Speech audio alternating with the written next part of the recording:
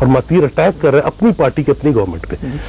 Doctor صاحب کا خیال ہے کہ تجربہ نہ چین میں کامیاب ہوا نہ ملیشیا میں الٹیمیٹلی کامیاب ہوا. اب آپ میری گزارش یہ ہے کہ آپ دیکھیے ایک ملک ہے اگر اس کے بعد کوئی ٹیکنالوجی نہیں ہے تو وہ باہر سے ہی لے گا, وہ خود بھی پیدا نہیں کر رہا, اس کے بعد سرمایہ نہیں ہے تو وہ باہر سے ہی سالیسٹ کرے گا. تو باہر آنے والے جو ہے نا وہ اپنے جیسے کہ انہوں نے خود بھی فرمایا تھا کہ ریٹ آف پروفٹ وغیرہ کو ساری چیزوں کو دیکھتے ہیں, لا اینڈ آرڈر وغیرہ کو بھی دیکھتے ہیں. اور اگر پاکستان کے اندر آپ دیکھیں کہ جو بھی فورن ڈائریکٹ انویسٹمنٹ کی ہم بات کر رہے ہیں وہ اس وقت وہ بات کر رہے ہیں ٹیلی کمیونیکیشن.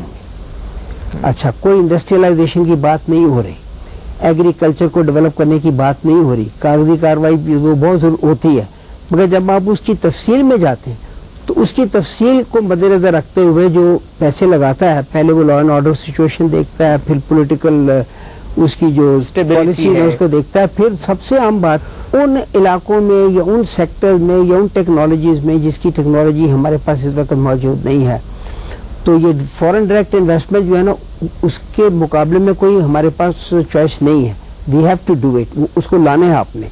یہ اس وقت حالات کا جبر ہے کہ ہم اسی عمل سے اپنی بات کو آگے بڑھائیں گے. ہم چاہیں گے ڈاکٹر صاحب بھی اس میں رائے دیں. خیال یہ ہے کہ جو سسٹم اس وقت موجود ہے اس میں رہتے ہوئے بھی اگر ہم چاہیں تبدیلی کی کوشش تو کامیاب کوشش کر سکتے ہیں. میرے خیال میں جو گلوبلائز کیپٹل ہے جس کا آپ نے ذکر کیا ہے اس میں ہم دیکھتے ہیں کہ کس طرح جو انویسٹمنٹ کی سمت ہے وہ بجائے پروڈکٹیوٹی کے وہ سٹہ بازی میں, جوا بازی میں, بینکنگ میں اور اسپیکولیٹو فائنینسز میں, شیئر مارکیٹ میں ادھر موو کر رہی ہے. اس وقت جو بڑی کمپنی ہیں وہ آئی بی ایم اور فورڈ وغیرہ نہیں ہے, اب جو ہے وہ گولڈ مین سیچس ہے, اس کے بعد مختلف جو انویسٹمنٹ کمپنیز ہیں, اور وہ انویسٹمنٹ کمپنیز جو ہیں وہ کوئی پیداوار نہیں کرتی. یہ بینکوں کی عمارتیں یہ کوئی کپڑا بناتی ہیں یا سیمنٹ بناتی ہیں, کیا کرتی ہیں, کیا ہوتا کیا ہے, وہ رقم کا کھیل ہوتا ہے, اسٹاک مارکیٹ ہوتے ہیں. اور آپ دیکھیں کہ بینکوں کی کتنی عمارتیں یہاں بن رہی ہیں اور انڈسٹری کتنی بن رہی ہے. انڈسٹریاں بند ہو رہی ہیں, بینکنگ بڑھ رہی ہے. کیوں ہو رہا ہے کہ پوری جو اورینٹیشن ہے وہ جوا بازی کی طرف ہے. کیا ہے جو اسٹاک ایکسچینج کیا ہے, سٹہ ہے, یہ پراپرٹی کے جو بوم ہے یہ کیا ہے, یہ سٹہ ہے, جوا بازی ہے. ایک ہی چیز کی ایک وقت میں ایک قیمت ہوتی ہے, دوسری چیز میں دوسری قیمت ہوتی ہے, حالانکہ وہی چیز ہے, وہی مکان ہے, وہی اینٹیں ہیں, وہی سیمنٹ ہے. کیوں ہوتا ہے یہ مصنوعی ہوتا ہے, مصنوعی ہوتا ہے. لیکن اس سسٹم کی جو فلکچویشنز ہیں, جو اندرونی موضوعی سرمایہ داری کا بحران ہے, اس کی علامات ہیں یہ. اور یہ پہلی علامات ہیں جو کریشز آتے ہیں اسٹاک ایکسچینج پہ, جو پروڈکشن گرتی ہے. لیکن اگر آپ بڑے پیمانے پر دیکھیں تو ورلڈ اکنامک ریسیشن کی طرف امریکہ بڑھ رہا ہے, اور اس ریسیشن کو روکنے کے لیے وہ مختلف ملکوں کو یوز کرتا ہے. چائنا کو اس نے یوز کیا 2001 میں, ملیشیا کو یوز کیا, ساؤتھ ایسٹ ایشیا کو یوز کیا, لیکن وہ سارے پاسبلٹیز ایگزاسٹ ہو چکی ہیں. اب ان کے پاس راستہ نہیں ہے کہ اتنی بڑی ورلڈ اکانومی ہے. لیکن ڈاکٹر صاحب آپ کو یہ نظر نہیں آتا اس معاملے میں کہ جو کیپٹلسٹ سسٹم ہے وہ ایک ارتقاء سے گزرتا ہے, حالات کو دیکھتا ہے, پھر ایک روپ اختیار کرتا ہے, تو یہ کیا کوئی بھی سسٹم اس پہ کامیابی کی دلیل نہیں ہے؟ معاشی اور اقتصادی ترقی کا سماجی ترقی کے ساتھ کیا تضاد بنتا ہے. مثلا ایک انڈیا کی بہت مشہور کمپنی ہے بجاج, موٹر سائیکل بناتے ہیں. اب راہل بجاج اس کا مالک ہے.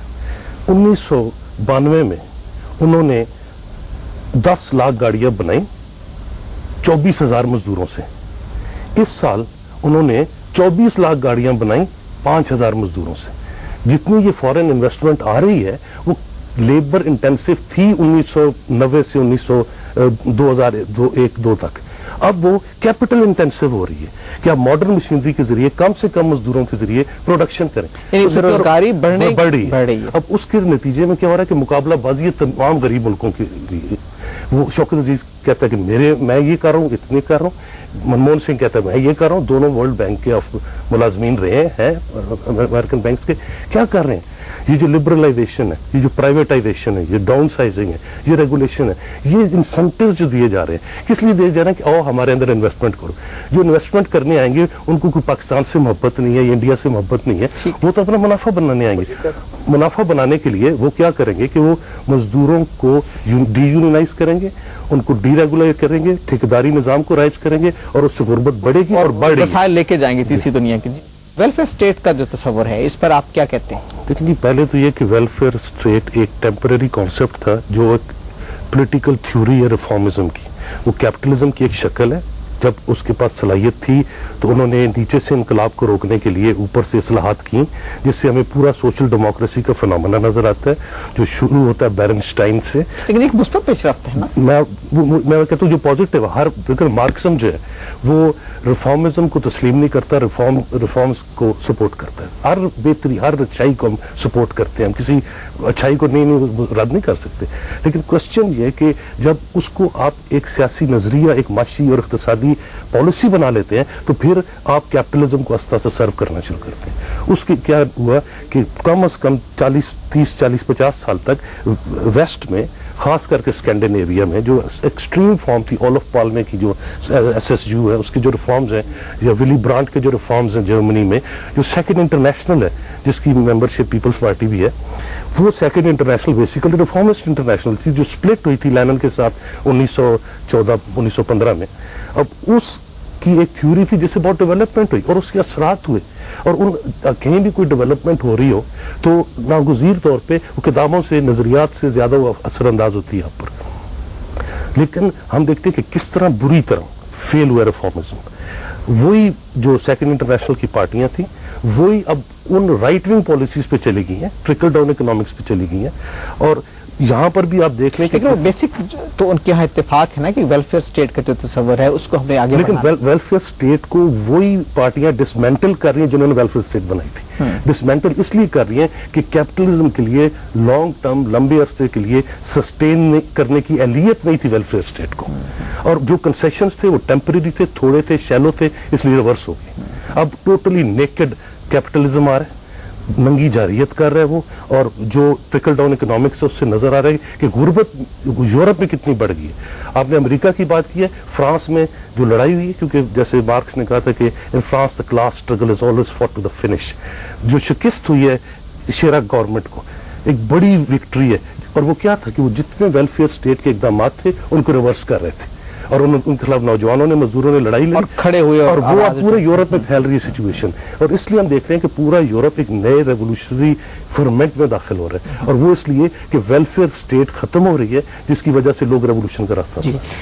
आज हमने कोशिश की अपने दूसरे प्रोग्राम में इस बात का जायजा लेने की कि हम अपने माशरे में और दुनिया में गुर्बत के खात्मे के लिए क्या कर सकते हैं, हम वो कौन से इक़दाम उठा सकते हैं कि जिससे हम माशरे के गिरे पड़े तबकात को उठाएं और उसके माशी मसाइल को हल करें और उसे इस काबिल बनाएं कि वो अपने हालात में बेहतरी लाए और इस निज़ाम ज़िंदगी में अपने लिए खैर तलाश करे।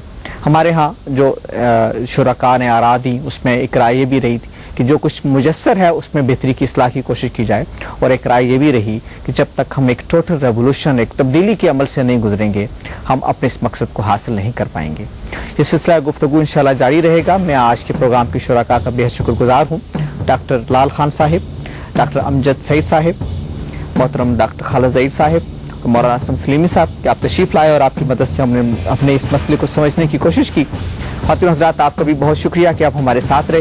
इजाज़त चाहता हूँ, अल्लाह हाफ़िज़।